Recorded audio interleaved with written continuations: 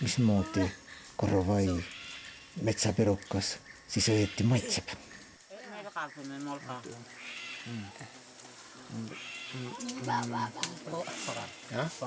Jah, hamps.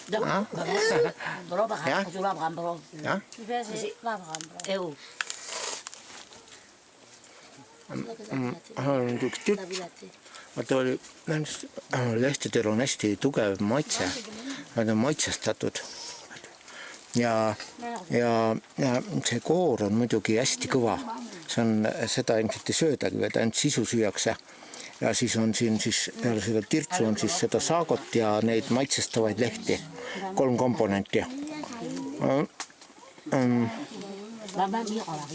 Ilma soolata tehtud, aga need lehed annavad niisuguse erilise maitse, et mulle see väga ei maitse, ilmselt nende lehtedega saab anda igasuguseid erinevaid maitsevarjundeid sellele toidule, aga elemendid on alati samad, saago, mingisugused putukad ja siis maitsest andvad lehed.